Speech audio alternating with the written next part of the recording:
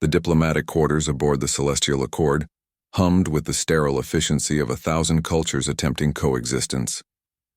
Dr. Marcus Webb had walked these corridors for 3 months now, nodding to crystalline Geln and gaseous Vorum alike, but he'd never seen her before. She stood at the observation deck, her form shifting like oil on water, darkness that moved with purpose, edges that never quite solidified. The other delegates gave her a wide berth, their paths curving around her like streams avoiding a stone. Marcus approached without hesitation, his footsteps echoing in the sudden silence. He could feel the stares, the held breaths of a dozen species watching to see what the human would do. "The view's better from this angle," he said simply, gesturing to the spot beside her. The nebula catches the light just right, the shifting darkness stilled. When she spoke, her voice seemed to come from everywhere and nowhere. "You don't know what I am." "No," Marcus admitted, moving to stand beside her. "Should I?" "I am Nyxthera, a Voidborn." The name hung in the air like a confession. "My people are dissolution incarnate. We exist in the spaces between matter. Your scientists theorize we're beings of dark matter, though that's not quite accurate."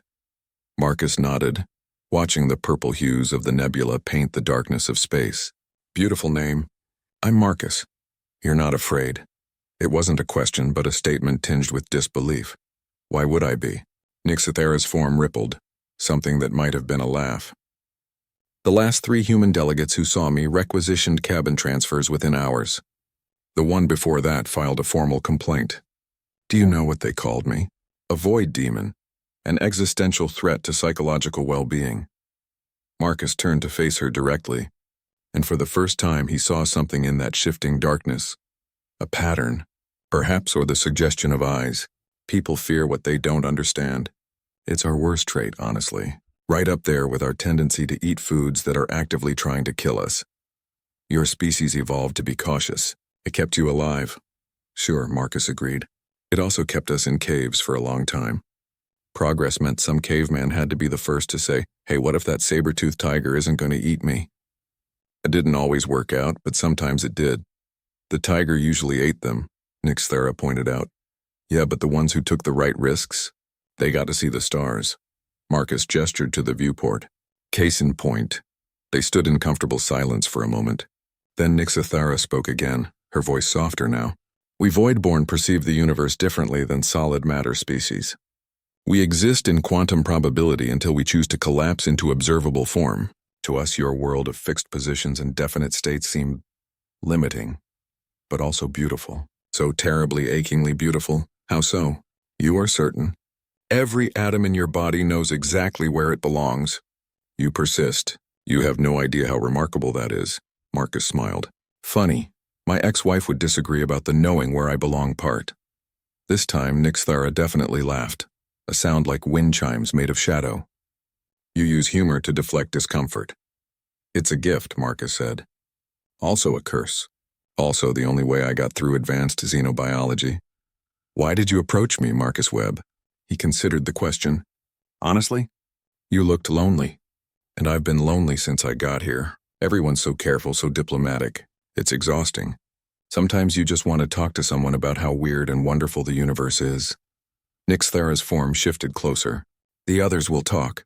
Humans can be judgmental of their own kind who associate with the wrong species. Let them." Marcus shrugged. "I didn't come 300 light years to worry about gossip." "We cannot shake hands," Nyxthera said suddenly. "Cannot share your human customs of physical greeting. My touch would be uncomfortable for you. Not deadly, but deeply unsettling.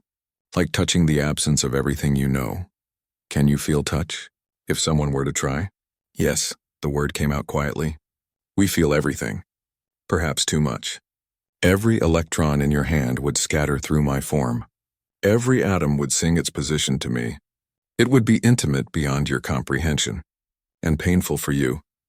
Marcus looked at his hand, then at her shifting form. "But not dangerous?"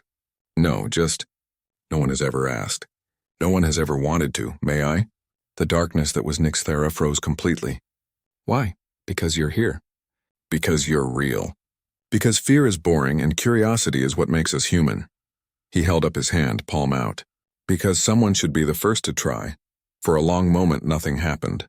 Then slowly, a tendril of living darkness extended toward his hand. "You're certain?" "No," Marcus said honestly, "but I'm willing." The contact was unlike anything he'd ever experienced. His hand didn't go numb, it went infinite. Every nerve ending screamed with information, every cell suddenly aware of its own quantum nature. He felt himself scatter across probability space, felt the terror of dissolution, and then it passed. The darkness receded and his hand was whole, tingling but intact. He flexed his fingers, laughing breathlessly. That was incredible. Nixthera's voice trembled. "You're the first human who didn't fear to touch me, who chose to touch me knowing what it would mean." "Worth it," Marcus managed, still catching his breath. "Absolutely worth it. Why?" The question was almost a plea. Marcus looked at her, truly looked, seeing not the darkness but the being within it. "Because the universe is vast and strange and full of wonders, and the biggest tragedy would be to spend our brief existences too afraid to reach out." The observation deck fell silent again, but this time it was a different kind of silence, curious rather than fearful. The other delegates watched as human and voidborn stood side by side, speaking in quiet tones about nebulae and quantum mechanics and the strange paths that had brought them both to this moment. And in the darkness of space beyond the viewport, stars wheeled on in their ancient dance, indifferent to the boundaries between species, caring only for the light that connects all things. Marcus had reached out, and the universe had reached back.